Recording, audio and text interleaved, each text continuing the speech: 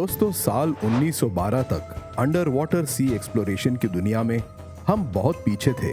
जैसे आज हम समुद्र को गहराई से देख पाते हैं, वैसे 1900 के एरा में पॉसिबल नहीं था। इसका सबसे बड़ा कारण था सी को एक्सप्लोर करने के लिए आज के जैसे एडवांस टेक्नोलॉजी का हमारे पास तब मौजूद न होना। उसी वक्त साल 1912 में अनसिंकेबल कहे जाने वाला सबसे पॉपुलर शिप टाइटैनिक डूब जाता है। दोस्तों, टाइटैनिक के बारे में आपने कई वीडियोस देखी होंगी। डायरेक्टर जेम्स कैमरॉन ने भी टाइटैनिक मूवी में उस भयानक रात के बारे में डूबते हुए टाइटैनिक की डिटेल्स को अच्छे से दिखाया है। लेकिन दोस्तों, क्या आपको पता है, जितनी हैरानी लोगों को टाइटैनिक के डूबने के बाद हुई थी, उतनी ही अजीब और इंटरेस्टिंग जर्नी टाइटैनिक को ढूंढने की भी रही है। साल 15 अप्रैल 1912 को डूबे हुए टाइटैनिक को उसके 70 साल बाद 1985 में जाकर ढूंढा जा सका। दोस्तों, इन 70 सालों में टाइटैनिक को ढूंढने की तमाम कोशिशें की गई, जो अब तक सी एक्सप्लोरेशन के इतिहास में मैनकाइंड का सबसे बड़ा सर्च ऑपरेशन रहा है।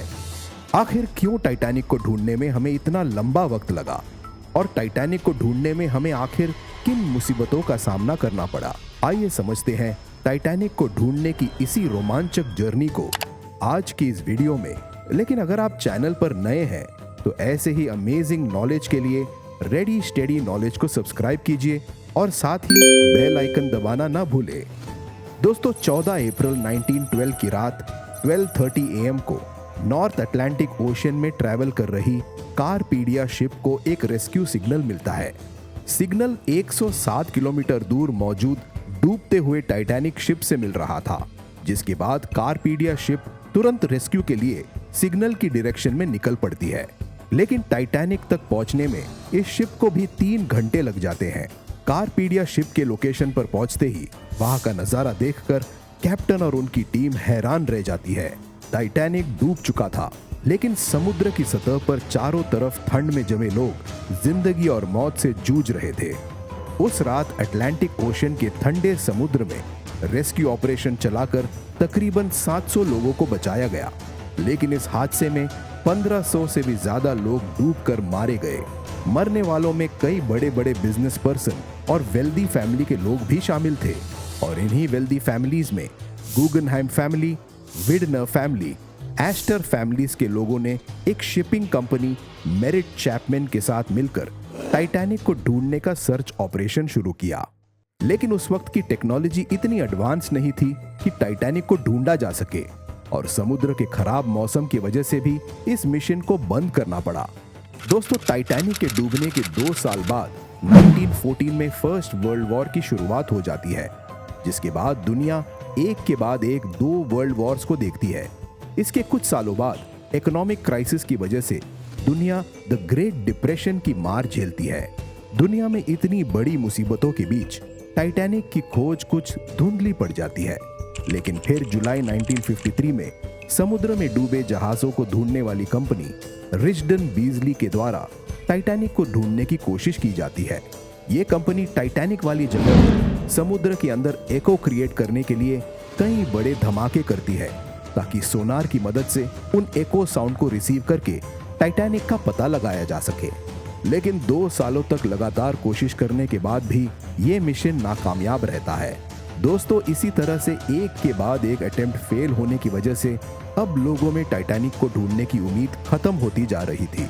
लेकिन इन सब में एक शख्स ऐसा भी था जिसके अंदर टाइटैनिक को ढूंढने का जुनून था, और वो थे ओशियनोग्राफर रॉबर्ट बैलर्ड। रॉबर्ट बैलर्ड एक अमेरिकन नेवी ऑफिसर रह चुके थे, और रिटायरमेंट के बाद उन्होंने ओशियनोग्राफी में अपना करियर बनाया।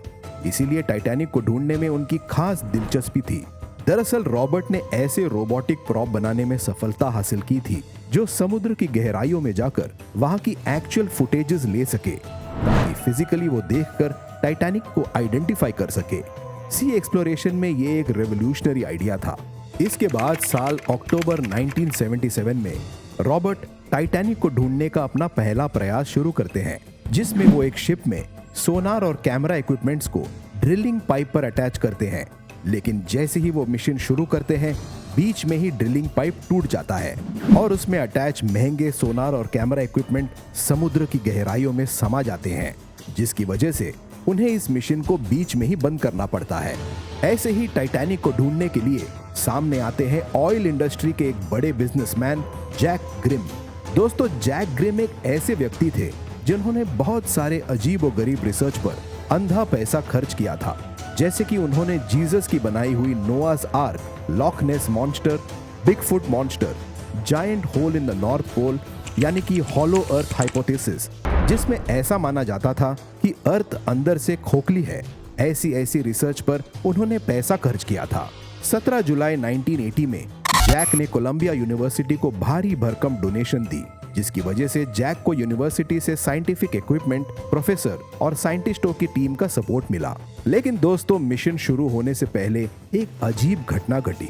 दरअसल जैक ग्रिम एक सन की किस्म के व्यक्ति थे, क्योंकि मिशन शुरू होने से पहले वो एक बंदर को साथ ले आए थे, और जब साइंटिस्ट टाइटैनिक को ढूंढने के लिए मैप पर बेटर लोकेशंस को मार्क कर रहे थे, तब उन्होंने कहा कि बंदर मैप पर जिस लोकेशन पर उंगली रखेगा वहीं से रिसर्च शुरू की जाएगी। पहले तो साइंटिस्टों को लगा कि जैक मजाक कर रहे हैं, लेकिन जब वो अपने बात पर अड़ गए, तब साइंटिस्टों की टीम ने जैक ग्रिम को बंदर और साइंटिस्ट में से किसी एक को चुनने के लिए कहा, और जैक ने सबको हैरान करते हुए बंदर को चुना। लेकिन जैक की टीम के बहुत समझाने के बाद जैक साइंटिस्ट के साथ मिशन करने के लिए राजी हो गए।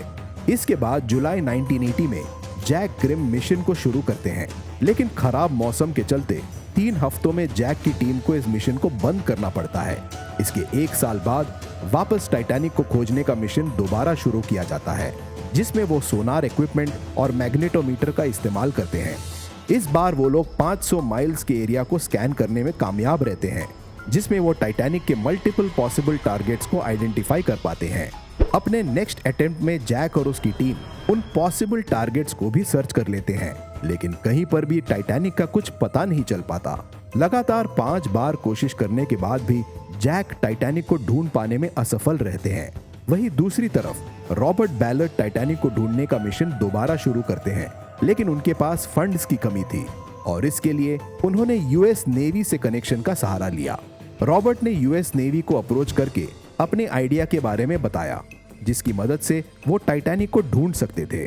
दरअसल रॉबर्ट एक ऐसे सबमर्सिबल टेक्नोलॉजी बनाना चाहते थे जिसमें वो एक रोबोटिक सबमरीन को बिल्ड करके उसे रिमोट से कंट्रोल कर सके, और उस सबमरीन को समुद्र की गहराइयों में भेजकर वहां की लाइव फुटेजेस को देख सके।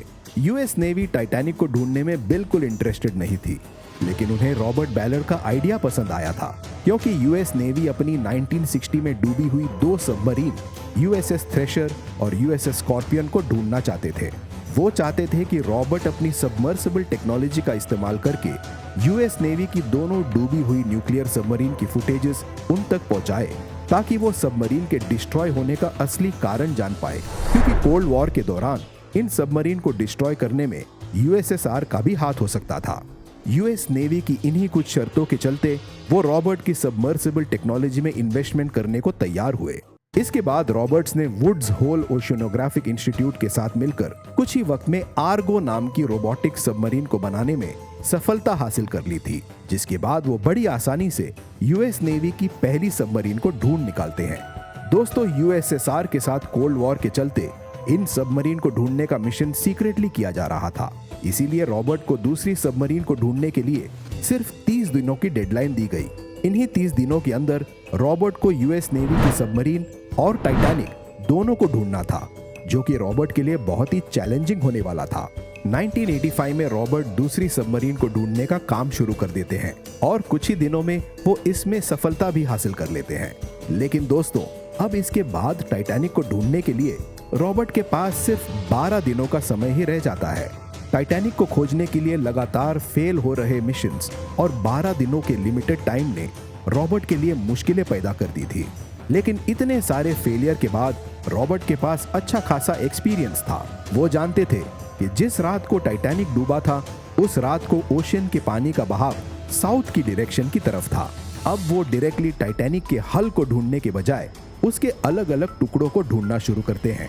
लगातार 9 दिनों तक आर्गो उन्हें समुद्र की सतह और बाकी जेवों की फुटेजेस भेज रहा था, लेकिन कहीं भी उन्हें टाइटैनिक का नामो निशान नहीं दिखा। अब तक रॉबर्ट और उनकी टीम हार मान चुकी थी कि तभी 1 सितंबर 1985 के करीब रात 1 बजे आर्गो को एक मैन मेड ऑब्जेक्ट नजर आता है, जिसके बाद पूरी टीम की नजर उस ऑब्जेक्ट पर टिक जाती है। ये ऑब्जेक्ट कुछ और नहीं बल्कि टाइटैनिक का टूटा हुआ बॉयलर था। टाइटैनिक के बॉयलर के मिलने के बाद आर्गो लगातार उसी डायरेक्शन में आगे बढ़ता रहा और फाइनली उन्हें सदियों से डूबे टाइटैनिक का हल नजर आता है। टाइटैनिक के मिलने के बाद रॉबर्ट और उनकी टीम में खुशी की लहर दौड़ पड़ी। आखिरकार कड़ी मेहनत और 70 साल के इंतजार के बाद टाइटैनिक को ढूंढ लिया गया था। टाइटैनिक नॉर्थ अटलांटिक ओशन में 12,400 फीट नीचे समुद्र की सतह पर कई टुकड़ों में टूटा पड़ा था, जिसमें उसके 2 हिस्से टूटकर एक दूसरे से 2000 फीट की दूरी पर मौजूद थे। दोस्तों, टाइटैनिक के मिलने के बाद वहां से कई सारे आर्टिफैक्ट्स को कलेक्ट किया गया, जिन्हें म्यूजियम में रखा गया। इसके बाद ओशियन गेट जैसे कंपनी शुरू हुई, जो सबमरीन के जरिए टाइटैनिक के टूर का लाइव एक्सपीरियंस करवाती है। और ये सभी कुछ रॉबर्ट बैलेड के टाइटैनिक को ढूंढने के जुनून से पॉसिबल हो पाया।